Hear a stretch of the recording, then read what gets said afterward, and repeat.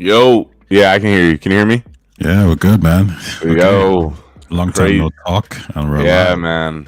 We both been busy, bro. It seems like. Yeah, it's been a while. I just got back home a little bit ago. It was snowing, raining, the whole Oh, shebang here. Yeah, it was a bit intense, but yeah, I'm good to go. God Um, damn. Camera will be off just because everything's a mess, but Yeah. um, we got lots to talk about. You know what? I have a lot to say, and I don't know if you got that much time because I think that the topic is just like it's ranging from UB to PlayStation to Yeah, it's Microsoft, that's what I was. Xbox. Yeah, that's that's what I was thinking. Like, yeah, let's just do it, bro. Because I definitely because I was seeing some of what you were posting, and then of course we talk a lot. Yeah, I think this is gonna be one of those. I think we agree with each other. I think this is what's. Yeah, let's rock yeah. out. Let's rock it out. I'm We'll see. excited. We'll see. But yeah, listen, there's a lot to talk about, and Immortals of Avium was one that I actually wanted to cross check with you because Yeah, but I didn't really get the notes down properly. But it seems like just from my memory that the game is the game is doing somewhat okay now. I believe the director mentioned how sales picked up when the price dropped. He mentioned how the free trial really did a lot to boost the game. Do you see some type of redemption for this game? Do you think this game is gonna have some kind of legs? Like maybe in 2 or 3 years from now, we're gonna looking back and saying, "Yo, that game was actually something, and we should have given it a shot."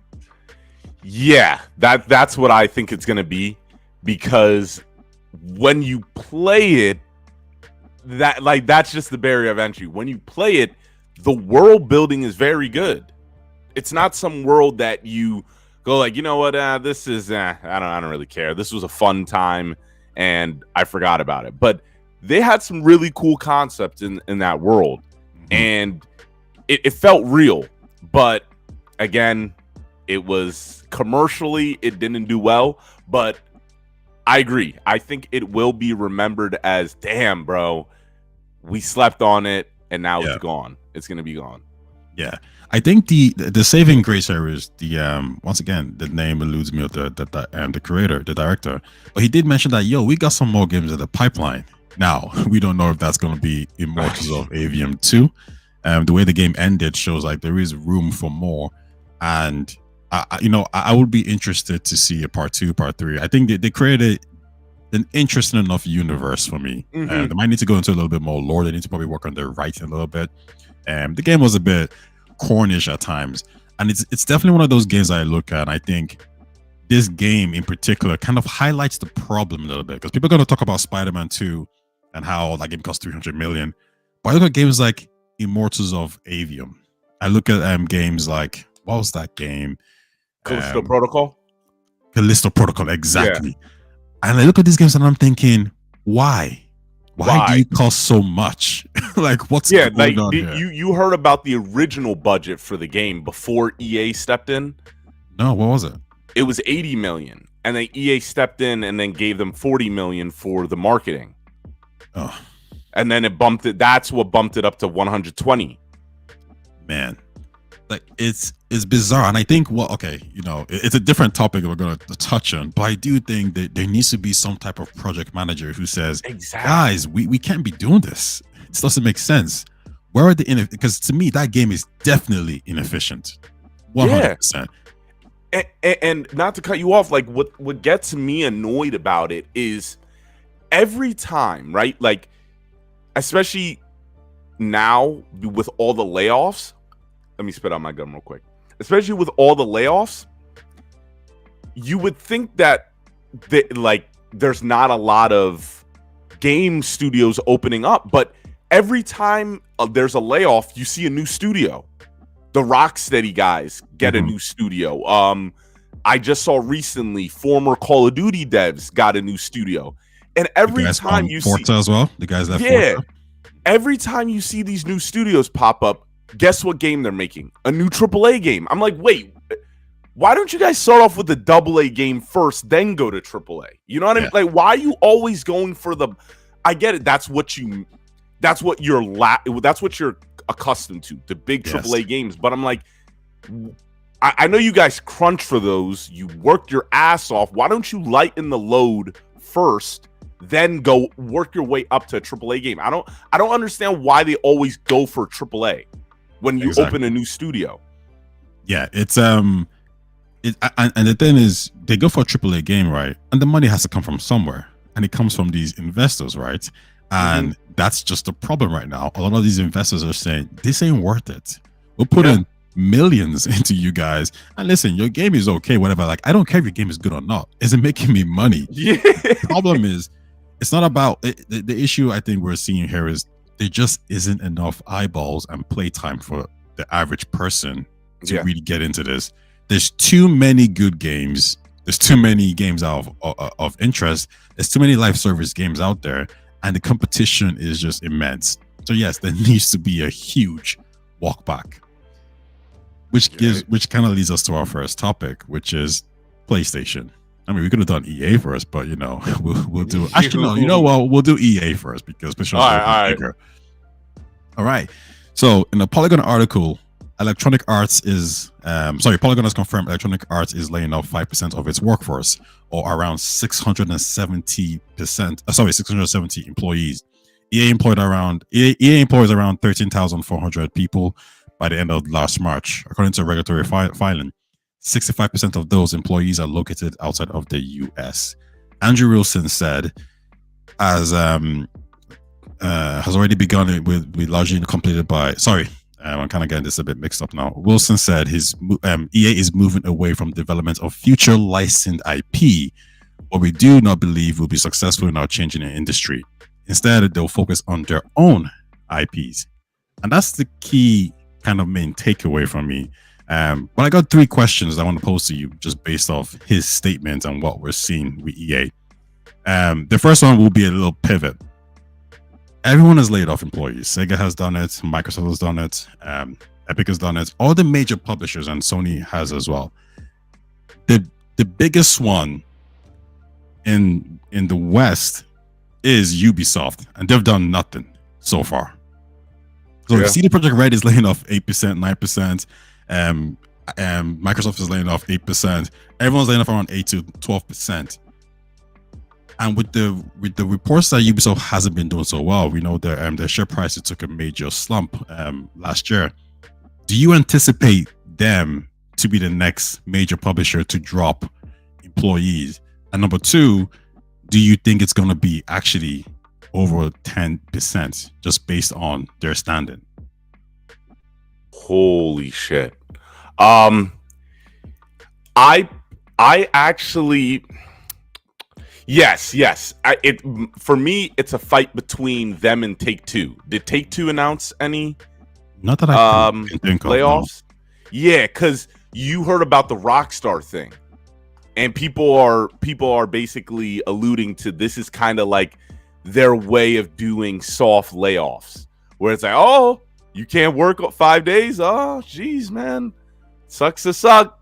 Oh well, I guess you gotta get fired. It's like, oh man, you can't come in 5 days. Oh, what are we gonna do? I feel so sorry for you. Okay, well, it was nice knowing you, bro. So you're probably right. I think it is gonna be Ubisoft, and yeah, it's probably gonna be 10% because they haven't with this again with I wanted to say Black Flag. What is it called? Mirage. No, not a Mirage. Odyssey. Their pirate game. What is it called? Oh, Skull and Bones. Skull and Bones. Yes. That was bad. That was really bad. And I don't. That game's budget must have skyrocketed. Man, it was enough for like 10 years, wasn't it? Like 8 years or something. Yeah. Something crazy. And I'm like, what? The thing is, maybe Ubisoft, because I think Ubisoft has the most. Do they have the most? I think they're the publisher with some of the most employees. Yes. Yeah. So usually they find a way to go like, hey, just hop on Assassin's Creed. Just hop on Assassin's. Like whenever a company, whenever their studio does a game and it doesn't do well or doesn't work out, they just go like, they just become a sports studio for either Siege or Assassin's Creed. But Hmm. I don't think they can get away with that, especially with these economic times. And I could see Singapore just being completely shut down. They're the ones who made Prince of Persia, correct? Yeah. And then they most recently made Skull and Bones. Okay, yeah, I can see that being an issue. And it's not even just them as well. Forget about Skull and Bones. We still haven't seen anything on Beyond Good and Evil. Assassin's Creed Mirage was a small scale game, so that's not bringing in major profits. Yeah. Assassin's Creed Nexus for the for VR didn't do so hot for them. And I think what Ubisoft is really banking on is the new Star Wars Outlaws game. Yeah. That's gonna be their main push. I don't know if Avatar did particularly well. I was just about to bring that up. I don't know how that did. They were silent about it for the most part. Okay, well, hold on. K. Santos says for Skull and Bones, they got into a funding deal with the Singaporean government, so they had to finish the game, hence a long delay and still release. Why did they get into deals with the governments? That's an interesting one. That's very interesting. I guess Singapore wanted to something with tech. They maybe wanted to expand their foothold on tech in their country. I don't know. I think I'm gonna look into that a little bit more. Yeah. Ubisoft, I do think they're in I don't want to say too much because they do have some Assassin's Creed game down the pipeline, which is probably gonna give them some huge boost in revenue. I would imagine the Nintendo Switch taking being delayed internally to 2025 is probably going to hurt them as well, because one thing we know about Ubisoft is they're very good at supporting new consoles. They did it with Stadia. They'll do it anyone basically. If you have a game, Ubisoft will be there. They did the same thing with Luna as well. Amazon's cloud streaming services. So that's probably gonna hurt them a good bit. And but yeah, so moving away from Ubisoft, we can wait. One more. Now I got a question for you. Warner Bros. Yes. Warner Bros. Should be. I would suspect them being next. The Suicide Squad was goddamn. That was a triple A ass game. Do you know what I wonder about that one, right? Just because I know Hogwarts Legacy did crazy things for them. No one at Warner Brothers imagined they were going to get that much money from that. And I actually believe Hogwarts Legacy led to them green lighting the TV series for Hogwarts or Harry Potter, whichever it's going to be called. That was like a litmus test to see, hey, listen, are we going to get canceled? This is going to get destroyed because of, the politics of the game, of the people behind the game. And it didn't. It blew everything out of the water. So if that happens, they say, okay, from a TV perspective, we can probably get away with it too as well. And they're trying to maybe hope for some kind of synergy here. We know you like Hogwarts. We know you like Harry Potter because you bought the game. So when the TV show comes out, you're going to buy the game. And even, I'm not trying to be cynical here, but maybe the guys at Warner Brothers are thinking, hey, let's get J.K. Rowling on board, have these people go crazy, start, tweeting about the game, tweeting about the show being, bad, blah, blah, blah. Let's get that viral marketing going on again. Yeah. And then let's break freaking numbers and, when the TV show streams. So in that sense, I think Hogwarts has kind of like helped Warner Bros. A good bit, but we can't deny that Suicide Squad really underperformed. I believe that's what they said in the annual report, the shareholder meeting. I don't want to say I would be surprised if the studio gets closed down. I don't know. I don't think it will get closed down, because if Rocksteady closes down, what are they gonna really do about the superhero games? Like Monolith with Wonder Woman, but we don't know about that. And then you have WB Montreal. Like Gotham Knights did good for them, but it didn't do it wasn't great for them. It wasn't great.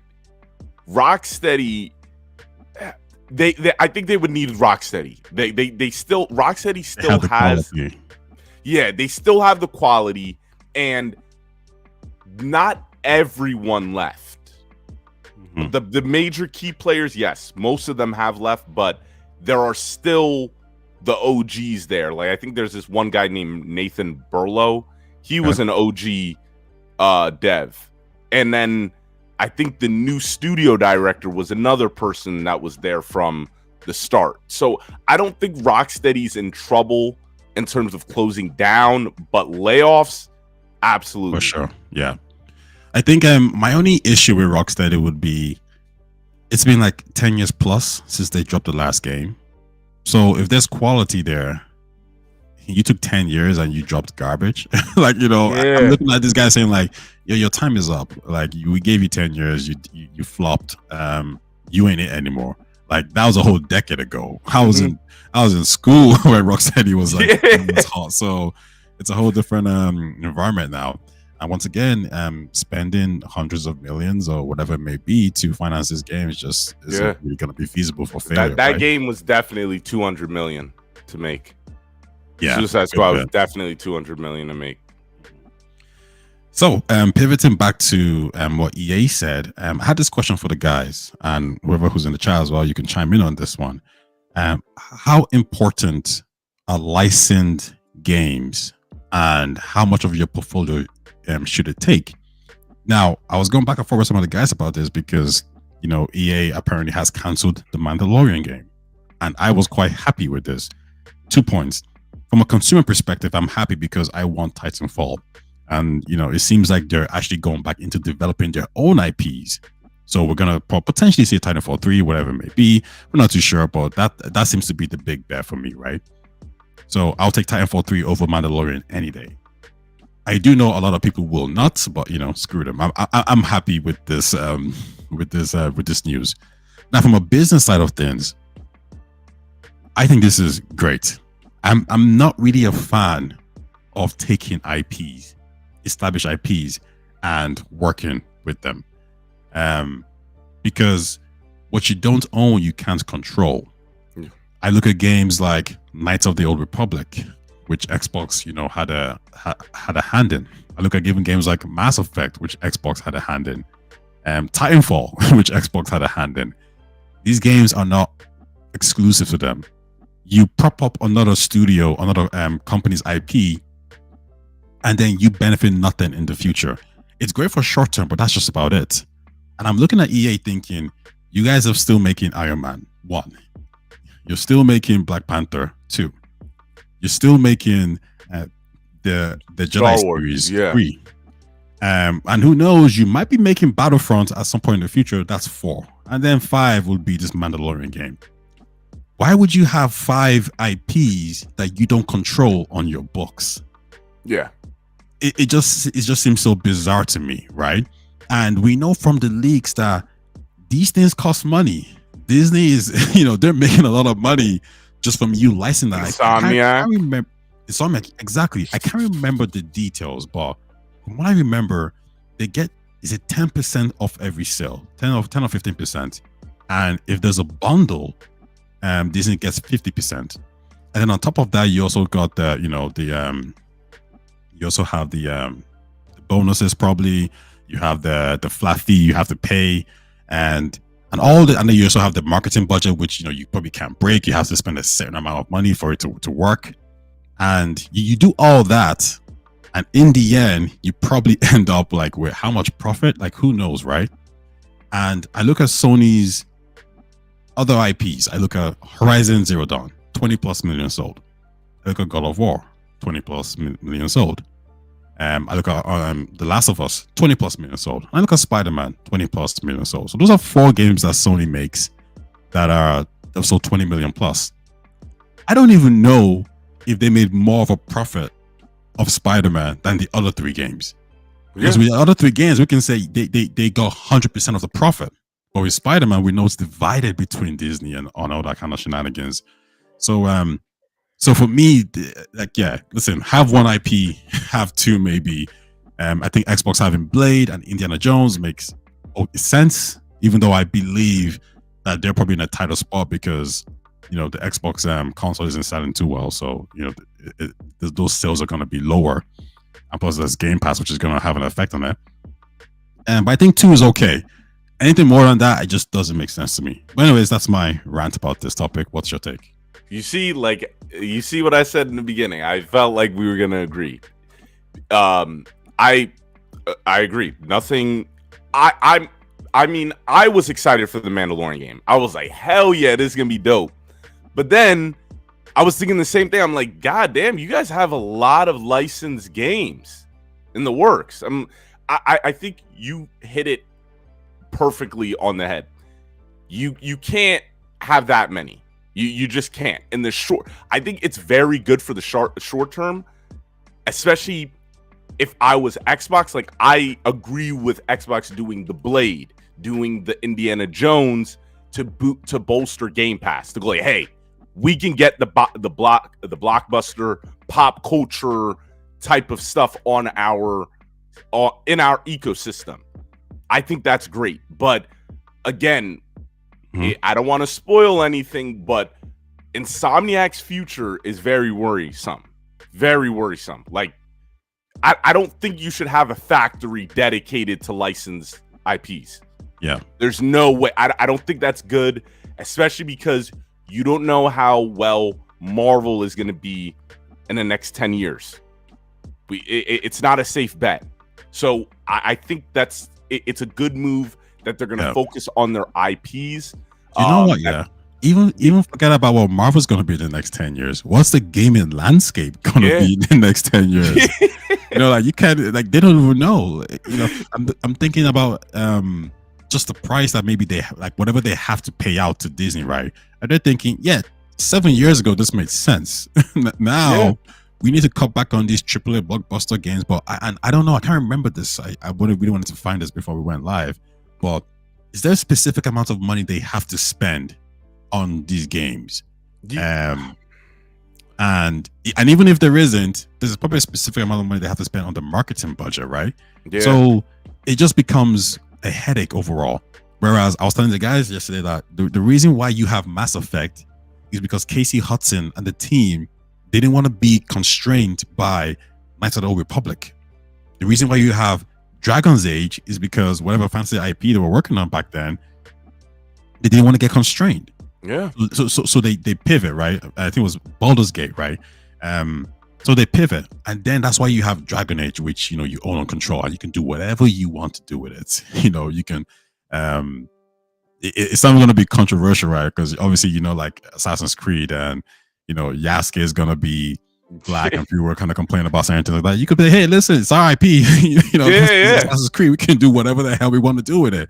We ain't changing the history books. So I do think something you, like I said, what you control is more valuable than, like, you know, what you can't control. So that's my take on the licensed IPs, and it seems like we're on the same both on that point. The next point here would be EA's talking about, hey, focusing on our big franchises. So they didn't really speak about, hey, we're gonna just make our new IPs and create new IPs.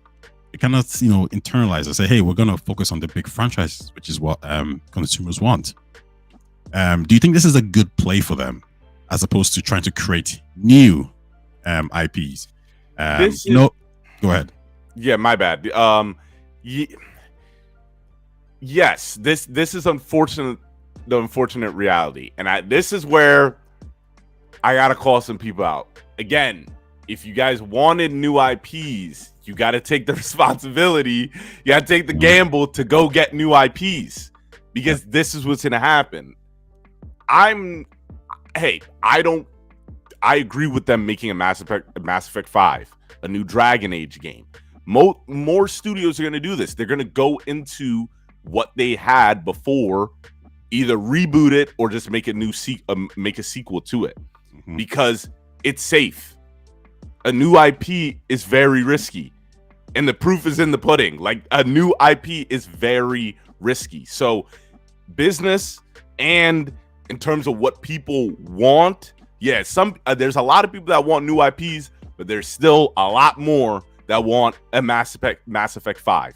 Yeah. And you're going to get, it's way more safer. You already have a Mass Effect fan base. You already have a Dragon Age fan base.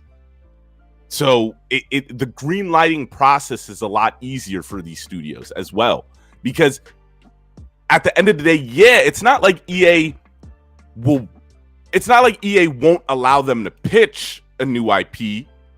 They'll allow them to do that, but green light, that's a different story. Mm-hmm. Yeah, no, I get. I completely agree. And you pitch something.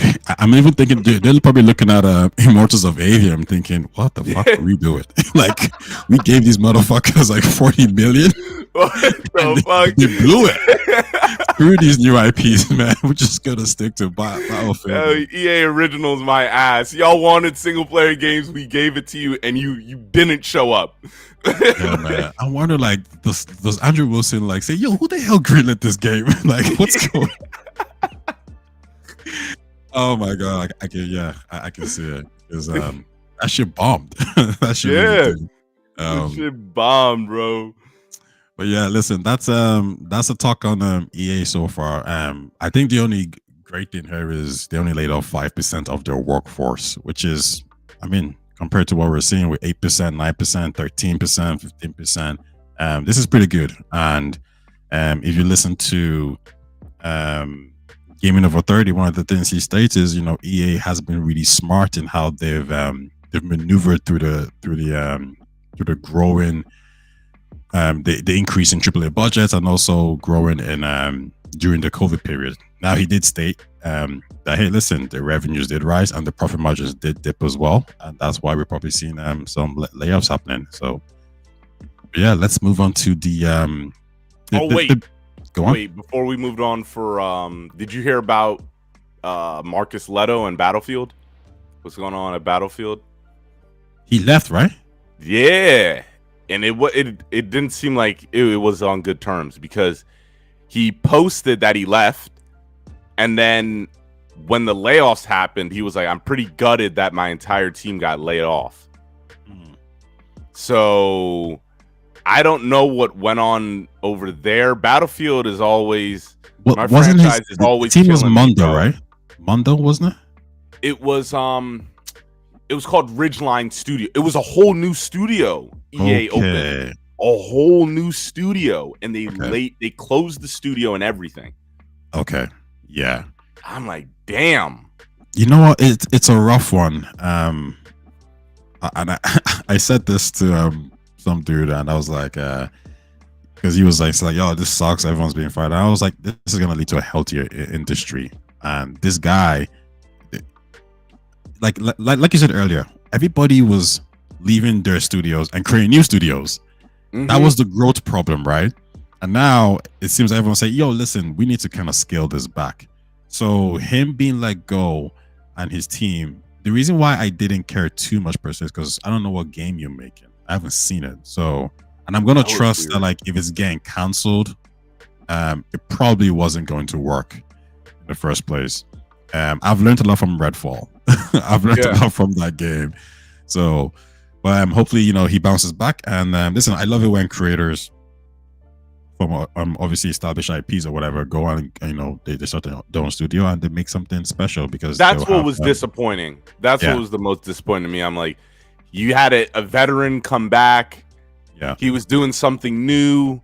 They were saying something. It was they were trying to build a Battlefield universe with whatever that was. So I was like, okay, this is interesting. Let's see how things play out. And now we don't get to see what was the final product. Do you know what it is, man? If it was Bad Company, I'll be really upset, because I love that franchise. Yeah. Oh my god. Bad Company is dope as hell.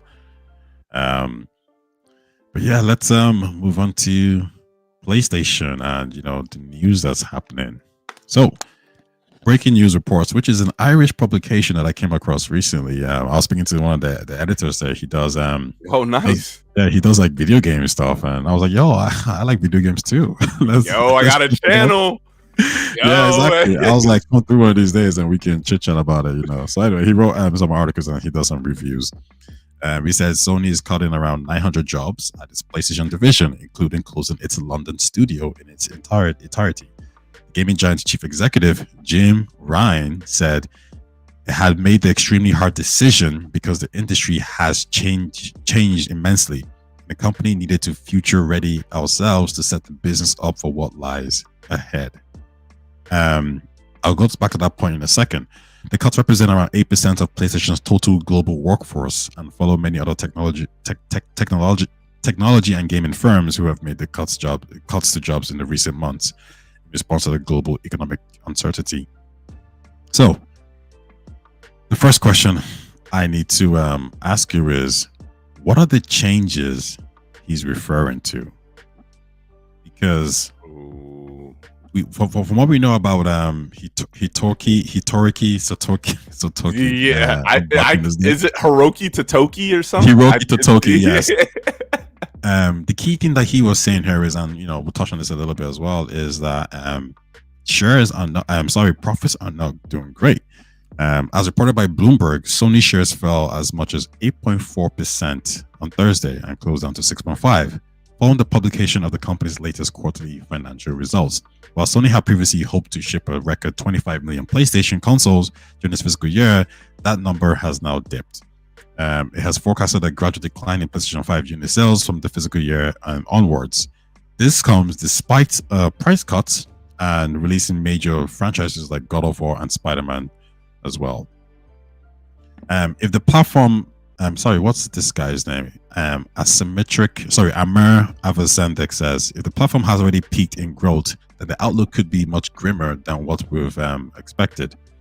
So it seems the issue here is, well, everyone's having issues, but for PlayStation in particular, the profit margins just don't seem to be hitting what they were previously. I believe this is their all-time low in a decade. So in this capitalistic world, you're supposed to be growing and growing and growing. And it seems PlayStation has either stalled or regressed. That's my that's just one of my first takes on what's going on here. What's your take? What are they referring to when they say we need to plan for the future because shit ain't looking good? 2020 Sean Layden is exactly what he was fearing. If the games are going to get more expensive, then the profit, it's going to go down. You're not going to make as much profit because the cost keeps doubling each time. The bets are getting bigger, but when you win, like Spider-Man was, it was a win, but they could have gotten a lot. There's other ways to get a lot more money. Hence why the live service looks so damn sweet, because you just keep you could just get to the point where you start printing money. Yeah, you can make so much of that, and then the development cost wasn't as much as a AAA game, and then it only lasts you for maybe 3 years. But that's exactly what's going on. They're going, at least what the dude said, the interim CEO, Totoki, he's got some smoke. He's got some words for Bungie. He called them out, pretty publicly. He did not care. He was like, yo, there's no accountability. They ain't really I was like, he really sounded like a parent, bro. He sounded like a parent scolding their child. Like, I was like, damn. You know what he probably thinking? He's like, who signed off on $4 billion for these? The hell did this shit? Like, bro, Jim Ryan, maybe this ain't looking too good on Jim Ryan to okay that deal. But we'll see. Maybe he could recorrect the ship and make Bungie a great acquisition. But I want to know what they're thinking about the American studios just in general, because there's no way this just goes to Bungie. There's no way, because we know Santa Monica, Naughty Dog, especially Naughty Dog, after the catastrophe of Factions. Yeah. Factions, I think it got to the 100 millions in terms of the production. Cost. Yeah. I think it at least got to 100 million, and they were like, nah. We gotta, this ain't working out. We gotta skedaddle. We gotta chuck up the deuces, take our L, because the people they hired for that game, crazy talented. Because of course it's Naughty Dog. You're only going to hire the best of the best. Mhm. So those wages were crazy. The development was probably all out of whack. So Sony's bringing down the hammer, just like a lot of these companies. And I think this is, in a way, I'm hoping this is going to bring in more AAA studios learning how to make games at a cheaper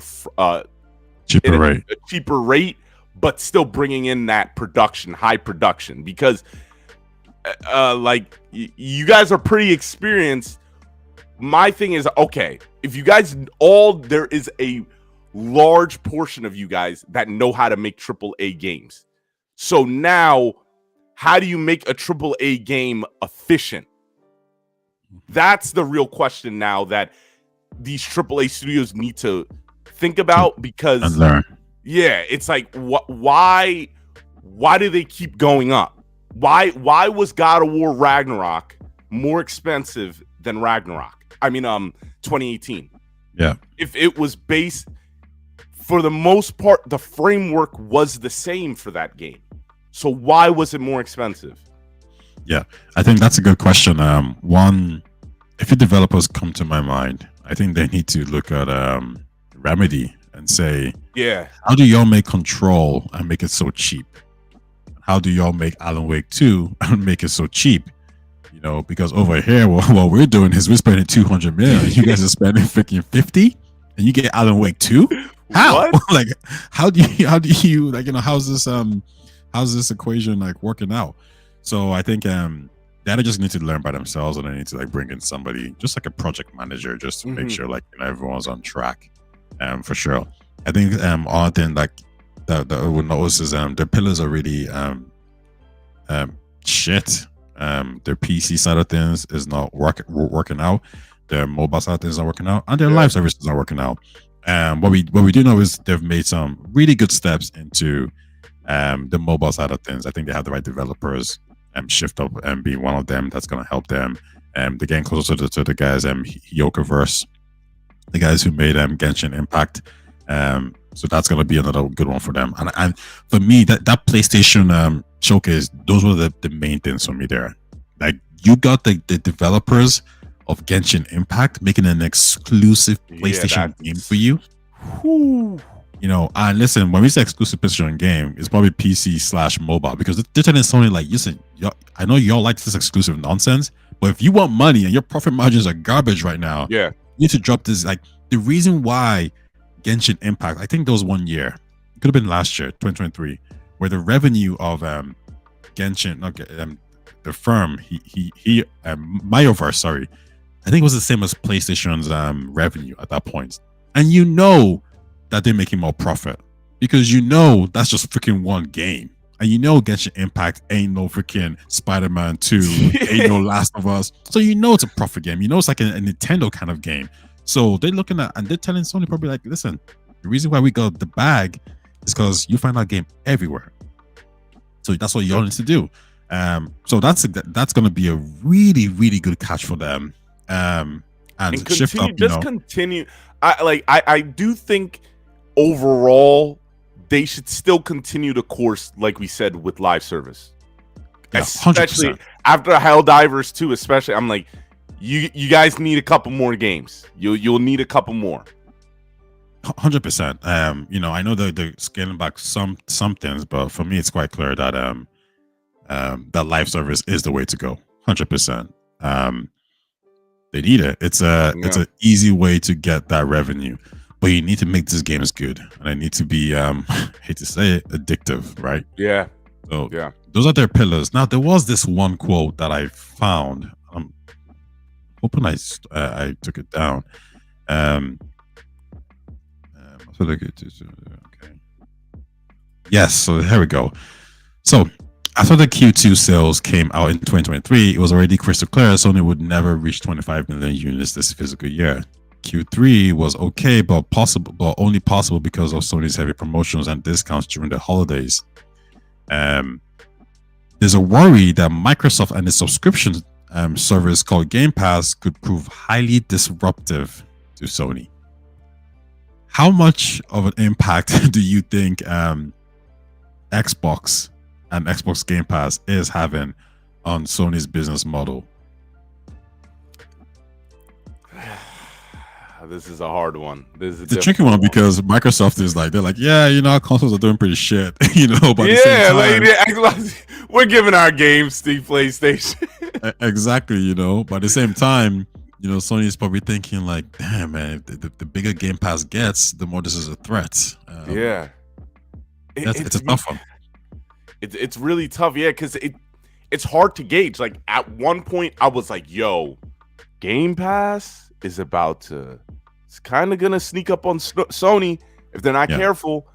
And then now, I'm looking at Game Pass, because Game Pass isn't kind of as the same boat of, because it's inherently in the gaming industry, it's going to struggle because of everything that's been happening in the gaming industry. Yeah. Game Pass, because of Xbox, they're putting out probably games that cost as much as Sony from their first party. That's going to cost a lot. Now they got Activision Blizzard games. So I'm like, I'm not seeing yet how this is going to impact PlayStation, because Game Pass isn't working for Xbox yet. So right now, I don't think PlayStation is as worried as Game Pass, as worried for Game Pass as they were before. Let's say 2 years ago. I think it's at bay. They kept it at bay. Yeah. I'm gonna agree with that, because I feel like Xbox hasn't done exactly what it should have with Game Pass. Game Pass was supposed to. I think they overestimated. Well, no, I think they definitely did, because they're so behind. These dudes are going to have like 80 million subscribers by like 2030 or something. Like, they clearly overestimated their capabilities. But I think I've always kind of went back and forth between Game Pass as a system seller.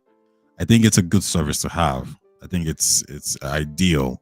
But the problem with Game Pass, I always felt, is people don't buy consoles to subscribe to a subscription service. That's just not what happens. They buy consoles to play games.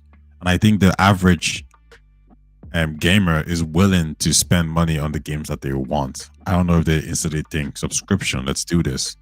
And I think that's kind of played out a little bit. In terms of Sony being afraid of Game Pass or whatever, I think they're probably really happy with what happened with Starfield, in the sense that, like, it didn't really maybe shift too many units for them. Their biggest worry, I believe, is probably when Xbox starts marketing Game Pass properly, and when they get that Call of Duty marketing rights.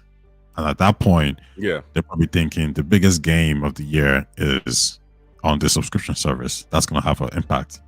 The only pushback I would say to that is, I don't even think Game Pass with Call of Duty and marketing is going to cause a huge shift in any situation for Sony. I think the Game Pass situation isn't a really too much of a worry. What it does, I think, signify is there's an element of diversification that Xbox has that PlayStation doesn't. Xbox has PC, they have live service, they have console, they have their service games. I think Sony has none of that. They only have one, which is just console, and that's a very risky venture to be in. So yeah, I would agree. Sony's not too worried about a subscription service yet, at least not for the foreseeable future. Okay, that's the PlayStation one. Now, I want to talk about this one because this might be a very short topic. It's just I just didn't really understand the situation. But Toys for Bob. Eurogamer reports that Toys for Bob, the Activision Blizzard studio behind the likes of Skylanders, Crash Bandicoot 4, and Spyro Remasters, has announced it's parting ways with Activision to become an independent company once more. It also says it's exploring a possible partnership with Microsoft as development on its new game gets underway. Our friends at Activision and Microsoft have been extremely supportive of our new direction, and we're confident that we will continue to work closely together as part of our future, the studio concluded. So keep your horns on, your eyes. So keep your horns on and your eyes out for more news. All right. It's strange to buy a publisher and to then let off a studio, like let go of a studio, especially because that studio's valuation added to the price fee of the acquisition. But also, it's a studio that many people were looking forward to because they wanted the studio to make the classic games, Spyro, Crash, and whatever. And people were quite upset when they shifted towards making Call of Duty games because that's not what they do. That's not their specialty. And to then let the subsidiary go that everyone was looking forward to the most seems like a bizarre move to make. I don't know the details of this. My only guess is at some point they probably looked at them and said, you know what? We might need to just close all you motherfuckers down because listen, you guys want to make Call of Duty, you're complaining, and that's where the money's at. Like, y'all want to make Spyro and Crash? I ain't gonna bring in Game Pass subscribers. I ain't bringing in sales. Can you know see the economy is turned to shit right now? So I don't know if that's like the conversation that was had, and it just became financial. It made more financial sense to let them go, and maybe, and whatever it may be, Microsoft owns some interest in them. Xbox owns some interest in them, so they get maybe a cut of whatever they make.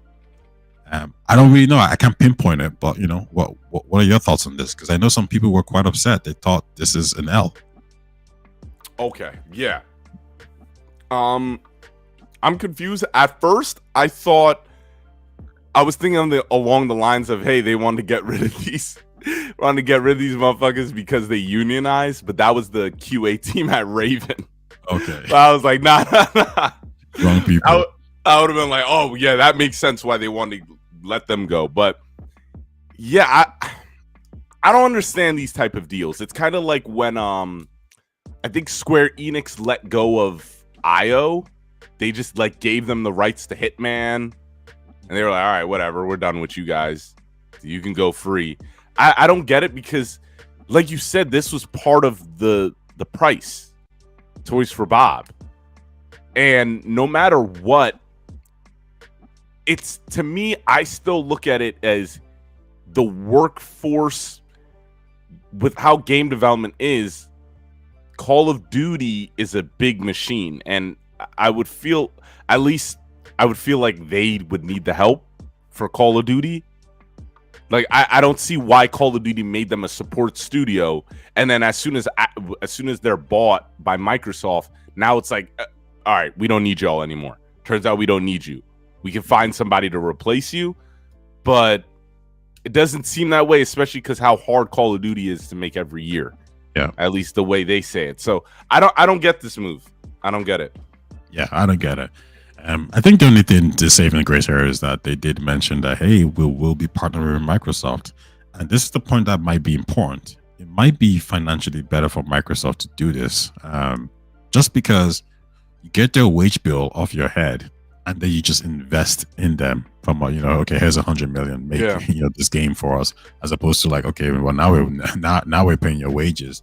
So if the game rocks, then the game rocks. If the game bombs, well, the game bombs, and you don't even have to fire these employees. It's up to them to do whatever the hell they want to do, right? There might be even something as a clause that says, like, if you get purchased by another studio, we get 20% of whatever that may be.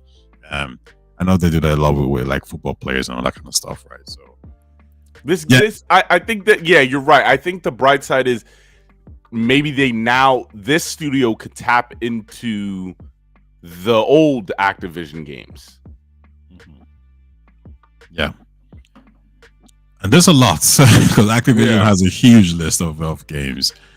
We do know they're working on a game as well, though. So hey, this could be that Microsoft game that they're working on. It could be Crash, it could be Spyro, and they've been just doing nothing. So, we won't be surprised as well if this game appears on Game Pass. So there's another talking point.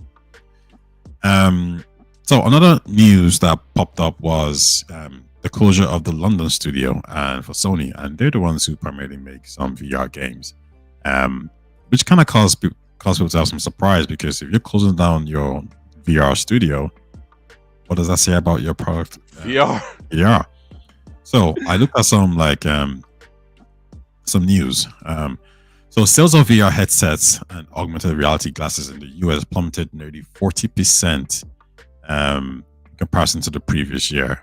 Oculus managed to do a good job by boosting a little bit, but it didn't make up for all the losses in the year. There's a 2-year decline underscores Meta's continued challenge in breaking the immersive technology out of the niche gaming corner and into the mainstream. One thing that I think is important to note is there are 20 million headsets, VR, Oculus headsets out there, whereas for the PSVR 2, there isn't that many. I don't think it's even cracked 1 million yet. But when Ubisoft says, we've made Assassin's Creed Nexus a standalone game for all Meta headsets, which is 20 million, and they're saying that didn't do well enough for us. Like, that wasn't it. Holy We're shit. not going to invest in VR again until, things grows a little bit more. Then you got to ask yourself the question, if a game like Assassin's Creed Nexus, which probably doesn't cost as much to make as some of Sony's VR games, Horizon Call of the Mountain, Resident Evil 4 VR, Resident Evil 5 VR, all these games that cost money that Sony has been, supporting, it's quite clear that those profits are not there. Because remember, if 20 million is struggling, what is 500,000? You know what I mean? Like, so I understand why they've closed it then. It just makes sense to me. The VR it seems like it was a bad play. They were hoping for something and it didn't work out. The upside here is Sony is looking into finding a way to allow you to use the PSVR 2 on the PC, which makes it instantly more attractive. It is a powerful headset. Some people will like that. Some people might still like the cord, but at least they'll open it up to a wider market. As somebody who has a VR headset, would you be interested in the PSVR 2? No. Even with the Apple Vision Pro, I don't even use it every day. This is me. A headset, for me, now that I've dabbled with the headset, it's got to be comfortable. It's too annoying for me right now. Just putting it on, it's like, dude, let me just turn on the TV and play. Like, it's just like, bro, let me just turn on the TV and play. Like, this shit is obnoxious, bro. On my head, it's like messing up your hair, and then it's just like, dude, what? Like, this is a little bit like, yeah, this is really cool. The Apple Vision Pro is really dope, but the use cases, I'm barely seeing this shit with the use cases. So I'm like, all right, yeah, it's dope. But I feel like I would find myself in the same predicament if I got a PlayStation VR. Even if it hooks up to my PC, I don't really want to play games that way yet.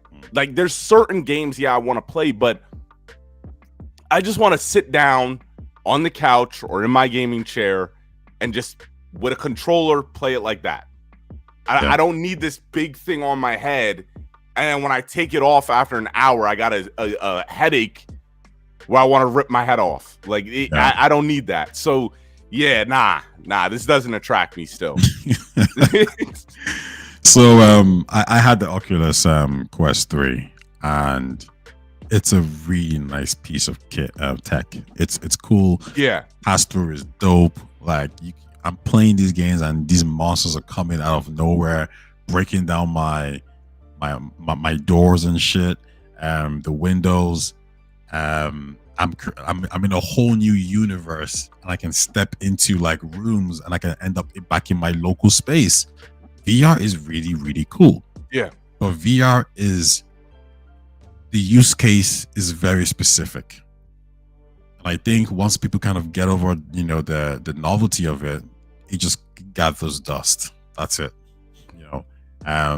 Would I rather I've played some games on VR. They're cool, they're dope, they're nice, and if you're into that, they're perfect. But I think that number isn't that much. I think we're just we like to be comfortable, and Yeah. we're somewhat lazy. I don't want to be running. Like, I remember the Wii Sports. Man, I don't want to be swinging my hands around. I don't want to Bro, be that doing that was shit. so annoying. Like Mario and Sonic at the Olympic Games, I was doing like shit like this with the control. I'm like, bro, we just want to play games and be comfortable. Yeah, it was too much of an effort, and VR can kind of be like that a little bit. I think the more the headsets get smaller, we will see an increase, but it's just not there yet. I'm looking at what I really want to happen is I want Apple to make you see those VR glasses I sent you, the augment. I want them to make a version of that. Yes, I think that's where it kind of starts from, and then building upwards, as opposed to like top down, like what they did with the Vision Pro. I mean, yeah, I agree. Yeah. Like glasses, it's got to be easy to put on. It's got to just be easy. Like with this thing, of course, is it the longest process? No, but if I'm gonna watch TV on this thing, if I'm gonna watch a movie on this thing, it's a lot faster to boot up a movie on my TV and lay down on my bed compared to opening up the Vision Pro, putting it on my head, make sure it's properly adjusted, then going to the app, then clicking, and then watching it. And then again, when you got to go to the bathroom, you could have it on, but it's like this big ass thing on. It's like, and then you gotta go to the shop, and then you see the mailman. And the mailman's like, "Look at this doofus! Like, who do you think you are?" Man,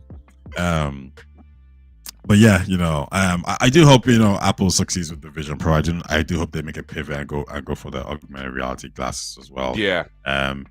It is the future in a sense, but it just needs to be smaller and smaller. And maybe in a couple of years' time, like 20, 30 years, it will be just normal, simple glasses. We should see it before we die. Before we die, we 100%. Should see that. Yeah, 100%. I'm hoping we see something. I mean, with the glasses one, like they're doing really well. I think a new pair of glasses came out as well, and everyone's saying, "Oh yeah, the specs on this one is a lot more powerful." So good. Yeah, it's getting a lot better. I had some more talking points to do. I just didn't really note them down too much because I was in a bit of a rush. Any news happen that you want to talk about? GTA 6 is in the last phase. Yes. GTA 6 is in the last phase. That game is everyone's gonna buy that game. Yeah. Oh my! I want to see the sales, bro. I'm so curious of what this game's gonna do. It's gonna move units for sure. And then, also the PlayStation. Like, I think I'm gonna buy a PlayStation 5 Pro for it. I think I think that convinces me. Them coming out at close to the same time. That I think it's gonna be really dope to experience that with the PlayStation 5 Pro. Yeah, I think it's one of those games where you want to get it at its best form. I think what might happen with me is I'm gonna play on the Series X, more likely. But I do have a PC. Okay, I don't have a PC yet. So I told you I bought the table. Yeah. And the table comes in middle March. So that's why I didn't buy the PC yet, because I didn't want the PC to show up like with all its parts. Yeah. And I don't have anywhere to put it. So once I'm gonna order it maybe like 5 days or a week before the table comes through. But I'm excited to start, like, not even gaming on the PC, but start editing properly, like with a freaking 40 series or whatever. And I'm not somebody who really jumps on games straight away. GTA might be that game where I just buy day one and I don't even play until like 7 months later or whatever. But if all goes well, I might just be playing GTA on the PC when it comes out. Yeah, I want to know what they're gonna do with it on the PC. Are they gonna have a PC day and date release? No, apparently it's just gonna be consoles. PC is gonna get delayed until like 1 year or so. Okay, which kind of sucks for PC. I don't think I don't think it makes sense in a way, but GTA is that game that they can do whatever the hell they want. And everyone's gonna talk about it. People are gonna rebuy it. Shit, I'm gonna rebuy it. Yeah. You know how Final Fantasy was like, oh, if we release on PC, we have this, cultural conversation. Everyone's talking about it, same with Hogwarts Legacy at all the platforms. GTA could be an exclusive to Xbox Series S. The whole world is going to talk about it. Like that's just what it is. It's that big of a game, so they can get away with it on PC. I do think it would be more beneficial if they didn't, if they released on all platforms. But one of the developers spoke about it and said, "There's a lot in this game. There's a lot like GTA games do, and we wanted to run perfectly. So we gotta release on the platforms first. That's gonna run smoothly." Yeah. There was a tweet I saw where Paris was being called out. He was being called out because he was saying how, hey, Final Fantasy Rebirth is such a good game. This shit should be on Xbox. And I can't remember his name, but one of these other Twitter guys was like, yo, here's some clips of you talking about how Bethesda games should be on Xbox only. Now you're flip-flopping. Now Paris' response was, yeah, well, if you own the IP, like you purchase a studio, then yes, that makes sense. But if you don't, and it's a third-party game, Final Fantasy, it shouldn't. But then for me, the interesting discussion was then, are exclusives good for the industry? And you've had this discussion before, and I think I've changed my mind on my answer from the past.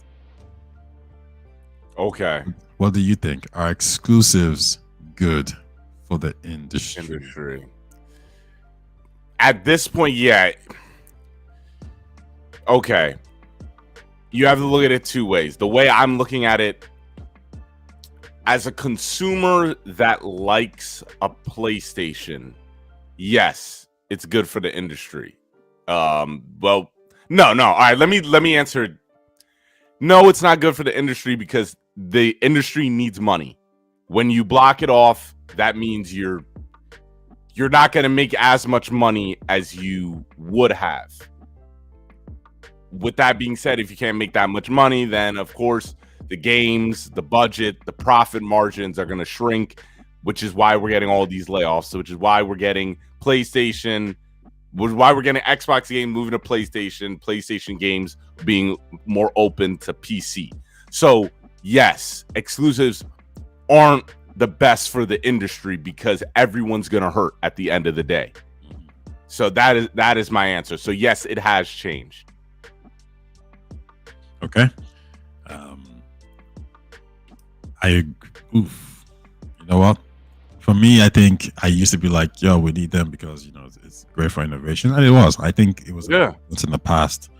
Now in 2024, I think there's no game I can think of, per se, that I think wouldn't have been created without console exclusivity.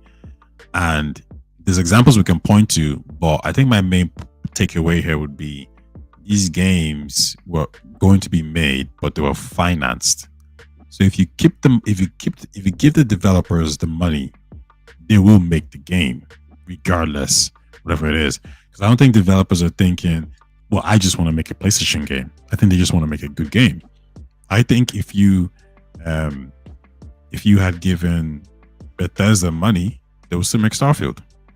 Doesn't matter if it's a PlayStation exclusive or an Xbox exclusive. Because when I was thinking about this question, I everyone's like, oh, but look at all these good games, like, Uncharted, Last of Us. I was like, yeah, but look at Assassin's Creed. Look at Elder Scrolls. Look at every single good third-party game. Look at GTA. Like, these games didn't spawn from being exclusives. They just spawned because creators wanted to make a good game.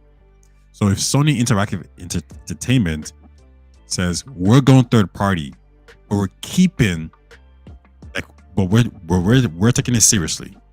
We're keeping the same guys who was leading these these studios, and their job is to make money, and we're still gonna finance them. Well, they still get the money then, because they're still looking at Neil Druckmann and saying, "Yo, when the Last of Us 3 coming out?" Yeah, here's the money. Same thing for Xbox. Avowed is it's coming out on Xbox, but guess what? Avowed was being made as a multi-platform game. Hellblade 2 was being made as a multi-platform game. Starfield was a multi-platform game. Yep. All these games were all multi-platform games. You know what I mean? Like, these guys weren't like, oh, they're not some fucking pony in some corner like, oh, only PlayStation games. Like, no, they're the creators. So that's why I kind of walk it back, and I think Steam is also the perfect example of that. Steam is a thriving ecosystem with multiple different games, and there's no exclusive content there. Yeah, there's nothing at all. People just make good games. Street Fighter, was always going to be there. You can say, well, hey, listen, we need it because, hey, Alan Wake 2 wouldn't have been around if there was no major platform. It's like, well, Epic did it, and yeah, they made it exclusive. But what if Epic just wanted to make money, and what if they just wanted to sponsor them? Then you would have had the game anyway. So I think they're still important in differentiating your console and selling more consoles than your opponents. Yeah, true. But as an industry, I don't think it's that important. I don't think it adds innovation. I don't think it really does anything else. If everyone becomes publishers who want to make money, then yeah, I don't think it does. Yeah, crazy. So because I think now it's just honestly, it's nice having something that someone doesn't. Like it's straight up that's Sony. Like, bro, I be getting everyone like Xbox fans. That's what a lot of Xbox fans wanted. Hey, we want something they don't have because that's what we've been going through. But other than that, it's not worth it, bro. Because at the end of the day, the only thing that matters is money. It's the only thing that matters. 100%. Okay, man, we've had a great chat. Yeah, bro. Patrick could have came on, but he was on a run. He's gonna come on maybe halfway through, but I think he's still doing his own thing. That's fine. Rom as well. I think he's a bit busy. I actually didn't even message him that I think about it. Damn, I shouldn't even message him at all. But no, anyway, it's always good for me and you just to have a chat. Yeah. I know it's been a while since we've been live, and bro, these consumerists, goddamn consumerists, bro. They get so mad. They get so mad. The dude, he calls me Taye shareholder talks. I'm like, bro, get out of here, man. Get out of here, bro. Oh man, I just like that argument I had with that dude. He's like, I don't like the industry. We need to get rid of the investors and the capitalism and all this. And I'm like, okay, but who are you gonna replace them with? Yeah, are you gonna pay? Are you gonna fund these games? You gonna put your house? You gonna put your house down, bro? And I cannot stand. This is why I can't talk to people on Twitter, bro. You had a message. You responded to some guy. He said something. He was like, yeah, this is why we need to get rid of AAA games. AA games are the way it is. Like this is what I've been saying. It's like, what are you talking about? Like the industry is still putting out these games. Exactly. I don't know where you're. It just seems like this is what I'm talking about. Like you're not supporting them. That's what your comment shows me, that you're not supporting the AA games. Exactly. Because there's plenty of them. Did you play Alan Wake 2? Alan Wake 2 is it's like a weird hybrid of AA and AAA. Mm-hmm. It's like are you doing that? Like, are you playing those games? Are you playing the tons of games that are on Steam, that are on the Epic Store? Like, I don't know what you're talking about when you say a comment like that. It was freaking insane to me as well. I was like, everyone's having a meltdown and say, "Oh, AAA! I told you about AAA game." It's like, what are you talking about? Exactly. Like, I was actually talking to to Rom about this, and like, cause he's the one who initially showed me the tweet. And I was just like, man, this guy's just bitching, man. Like, what is he crying about now? I was like, I told you, I was like, yo, bro, I can't even find the list of the games I had. Find it, but like there's a list of games where I was just like, yo, like, we should ask this dude. Yeah, I was like, you played Hellblade, you played Banishers, you played Pikmin, you played Outworld, you played Assassin's Creed Mirage, you played Lies of P, you played Wild Hearts, you played RoboCop, you played Amnesia, you played Hi-Fi Rush, you played The Expanse, you played Persona Tactica, you played Stray, you played Returnal, you played Ratchet and Clank. Man, I could keep going. Like, some of those Xbox games, the one with the with the like story-driven one where you can swipe left Oh, and right. as As Dusk Dust Falls. You know, Yeah. you played that one too as well. You know, you played Psychonauts. You know, do you play Atomic Heart? Like, there's so What? many. Did you play Sea of Stars? Man, I told you, I was like, yo, we could go on all day. How about BattleBit on Steam, the game that did crazy, or that new game on Steam that's doing really well again, but it's kind of like a you and your friends play and someone's Lethal Company. Lethal Company. Like, this ain't AAA blockbuster. These games. aren't AAA games. Like, they already. So I'm like, you want to reduce AAA games and you want more AA games, but motherfucker, like, you haven't played 95% of these AA games anyway. Like, what are you talking about? Like, no. Like, that's why I'm like, yo, the consumers be. No, to me, it's no, you just want a bunch of AAA games.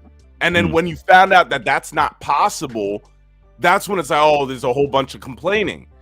But you really weren't looking at the industry. That's what that shows me. Like, everyone's melting down. I'm like as a gamer, yes, I care about these layoffs, but I care about what this is going to do to how this is going to affect our games. That's what I care about. Yeah, I can't really do anything about the layoffs. Listen, I think, like, I feel like some of these consumers, or these people, they're getting too personal with these layoffs. Like, this is kind of like the nature of like life. I'm a consumer. I want good stuff. I don't want a toned down shitty version of Baldur's Gate 3 because somebody's thinking, well, if you pay too much money, you know, shit might go down. Like, that's for you to decide. Yeah. You know, but I want good AAA games. And I think the thing that some people don't realize is that, like, Bandai Namco, it's an expansion. Okay, we're just gonna regress a little bit, but it's not gonna be anything drastic. Like, Bandai Namco just canceled like 5 games. Why were they making like 9 games in the first place? Yeah. You know, I think it was like 10 years ago or maybe 15 years ago, we were releasing many games, and then we actually slowed down and we started kind of focusing on specific games. Like, you know what, we need to, like, publishers don't need to release 5 games a year. And then they started to pick up and started to release way more games than they needed to. And that's just going to regress back a little bit. You're still going to get your AAA games. And AAA games AAA games are important. Okay, I fucking love AAA games. Yeah. I don't know what these people are talking about. I don't want less of them. I want more of them. You know what I mean? I already got a AA games. Like, you know, and I'll pick, as a consumer, I'll pick what I want. End of story. And like, it's just that simple, right? I want them to make a Spider-Man 3. I don't want them to make a Miles Morales. Yeah, they need to be a bit more, you know, money conscious of it. But yeah, do that. I mean, like, Alan Wake 2 is a AAA game to me. That game looks AAA. I mean, and it costs like $60 million. So just what they're doing. Just a lot of people crying, whining and stuff. Yeah, like the hyperbole. I'm like, I'm checking. Like, I see posts like, dude, this is the worst time to be a gamer. Like, and I check their profile. And they're just a normal. They're not a game dev. They're just a consumer. I'm like, what are you complaining about? You didn't lose your job. I mean, no. 2023 was like one of the best years in gaming. What do you mean the worst time to be? Like, it's crazy how people react to these layoffs. It's crazy. Someone else said like, you know, I wish for 2024 or something. This was last year. Like, oh, I wish you have less live service games. I'm like, bro, what are you talking about? Like, there's so many games that like 20. Like, are you kidding me? Zelda, Tears of the Kingdom, Baldur's Gate, Mario. I mean, man, like Lies of P. What do you mean? Like, what are you talking about? You know, just don't play these games. You know, go play the games that aren't live service. I think what it is that everyone just likes to kind of put themselves in some kind of victim mindset. Like, okay, well, you know, I'm just gonna cry and complain because I like the idea of crying and complaining about whatever. So they just want to be heard. I just feel like that's what it is. They want some likes and some shares and stuff like that. Yeah, they want likes, shares, and then they could talk to their favorite game developer. And then I'm with you. I support you. They potentially get clout. So just relax. Just relax. I'm like, we all have sympathy for the layoffs, but we can't do much. We can't. Man, Ubisoft better not be like, oh, everyone wants a toned down version of Star Wars Outlaws. Man, you better come out with a Yeah, good freaking AAA game. Like that's what I want. Like yeah. I don't want you to like that game looks great, man. I don't want you to tone that shit down. Oh, do not turn that shit up, bro. Like, AAA is supposed to be cranked up a knot. Like, it's supposed to be the most bombastic spectacle shit you don't see. That's what AAA is to me. Yeah. And guess what? Ubisoft can also make a double game like, Dance Legend or whatever But that bro, game is called. They can make when they Assassin's do, Creed no Mirage. one supports Ubisoft. They brought out Prince of Persia, apparently that Mario game will do too. Rabbids. They're like, okay. It seems like, oh, what you want is Assassin's Creed, big ass Yeah. Assassin's Creed. And then they give you Assassin's Creed, and then people still bitch about Assassin's Creed. Yeah, man. They can't. I think these like developers or whatever, or like these heads. They're just looking like, yo, your complaining don't match your wallet. Like really, really don't. Like you say you want this, then you don't buy it. You say you don't want this, but then your ass buys it. Okay, that's just what it is. Yeah, you want new IPs, you don't buy it. Like every time they rag on Sony for continuing Horizon or Last of Us or Spider-Man, and then you guys don't buy the other stuff. Like, I'm interested to see how this, if it's true, how Santa Monica's game's gonna do. Santa Monica is Ghost of Tsushima, is it? No, Santa Monica is God of War, but they said Cory Barlog has been working on a game, and it's apparently a new IP. Yes, that's true. So what's gonna happen there? That's all I'm. It's like I get the complaints, but your wallets are not like your actions are not aligning with your words. They're not matching. Yeah. Oh. Yeah. It's just a lot of crime, man. Like I was talking to my guy, and he was just like, "Wow, you should tell these people this." And I was like, "Man, I tweeted like no one gonna really respond. Like they might fight me." And some of them did. They responded back like, "Oh, what you know about people listening to?" I was like, "Okay." I was like, "I'm not really here to talk about the job element of things. All I know is I'm a consumer. I want like listen. If the fuck someone was like." I know this one's gonna sound a bit weird because the dude was like, "Yo, I want to." Because my friend was like, "Yo, but what about the other part where he said that? Oh, he wants the developers to make more money and work less hours." I'm like, motherfucker, I want to make more money and work less hours too. What kind of statement is that? Like, what are you talking about? I was like, do you want to know something? I'll be real with you. If you told me the care assistants, the nurses, the plumbers, I rather them make more money. And some guy in fucking California, San Fran making 120K a year. Like, what are you talking about? Like, who are you advocating for here? Like, dude, like the freaking like the mailman, he's cool. Like, he gives me my shit. Like, I want him to make a lot of money too. Yeah. And it's like, okay, but how about we all make money? I was like, well, we all make more money. You know what happens? The prices go up. What are you like, man? I don't know what you people are talking about. Like, yeah, I want everyone to make money, but there's repercussions to that. I was just thinking to myself, like, man, why are people like Egypts? Yeah, bro. It's to me, it becomes a little bit. It turns into entitlement, bro. Yeah, it turns into entitlement. It's like, you have to still sacrifice something. I'm willing to sacrifice as long as it makes sense.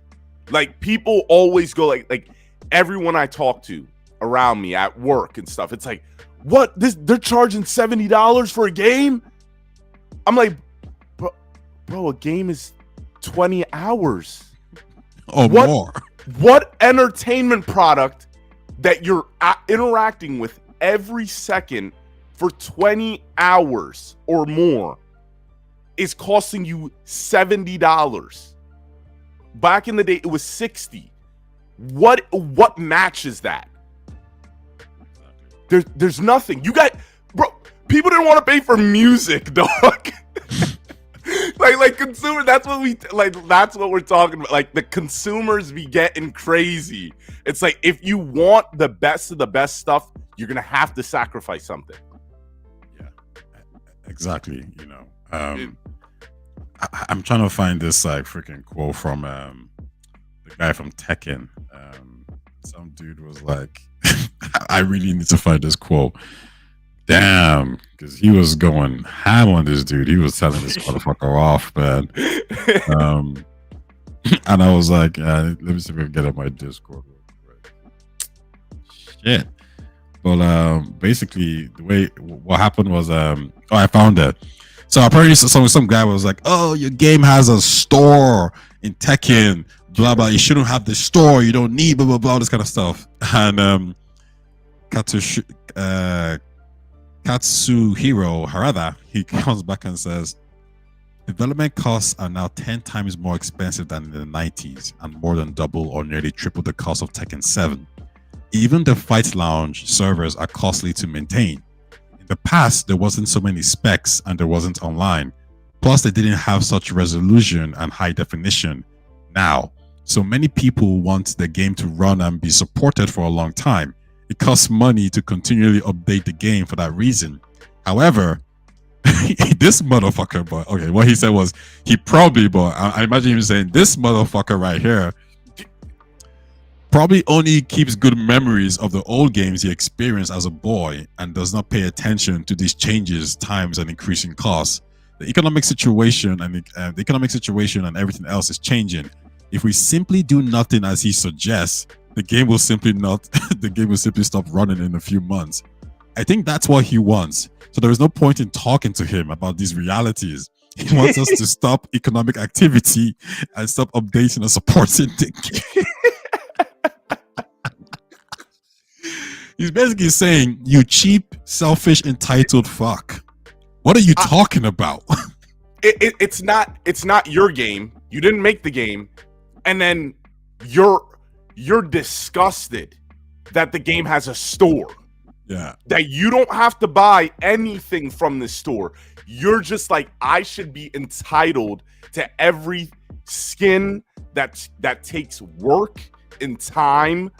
I should just be entitled to that skin and animation and like fatal. I'm like, bro, it doesn't work that way anymore.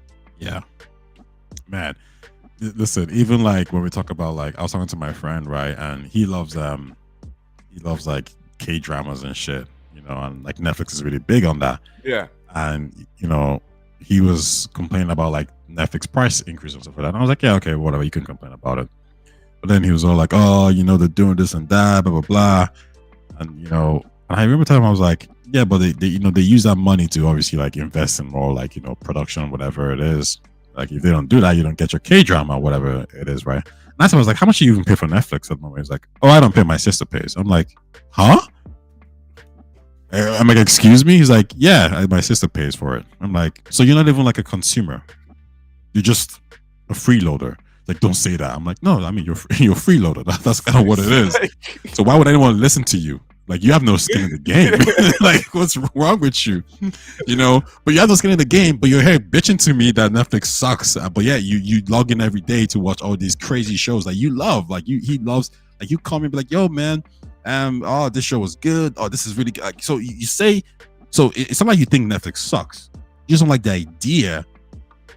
Not even the idea of you paying for it. You don't like the idea of somebody you know paying like $10 for it or $12. I'm like, I don't know how, like, you don't understand this. This is economics. Like, I don't know how you think this doesn't, like, this has to work some way. You gotta give something to get something back in return. Like, you just want them to make this shit for free? You know? It's like, nah, bro. It don't work like that. Like, it just don't. And then they want to say we care about the devs. They don't care about shit, man. Man, they don't care about. Man, they don't even care about, like, they'll complain about YouTube ads, which is fine. You can complain about YouTube ads, but I'm like, you do know, like, there's a content creator guy out there who has a job, probably has a girlfriend, probably goes to the gym, probably has a life, and he's taking his time out to, like, you know, make this video. That probably takes 5 hours to do and editing. So while he's doing it, you know, juggling all these things together, you just laying down in your bed, just flip on YouTube, and you just expect us to watch it for free. You don't even want to give him like an ad for 3 seconds. Go to look ads. I'm like, yeah, but you don't want to like help him in some way. I'm like, you're so like, I don't, like, god damn, what's wrong with people? Like, god damn, bro. Like, I'm saying, I'm like, bro, like, cause I recently came back from Guyana last week, and it's real poor. And of course, I'm from America, very first world. And it's like, damn, like a lot of you motherfuckers, like, bro, you need to go experience it and experience this shit, because you be taking stuff for granted too much. You take stuff for granted way too much, and it's crazy. The amount of stuff that we have. I'm not saying you can't complain, nothing like that, but I'm just saying the stuff that we have that you take for granted, it's crazy. You it just relax a little bit. Relax.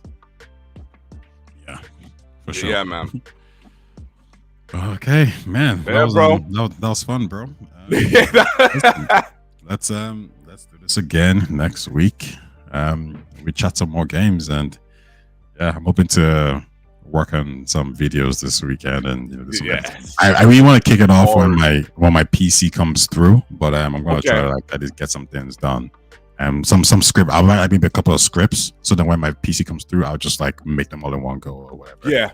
Because this PC can't do shit. Like as soon as I open up the editing tab, it just crashes. Everything is gone. Oh my god. Yeah. It's like it's completely.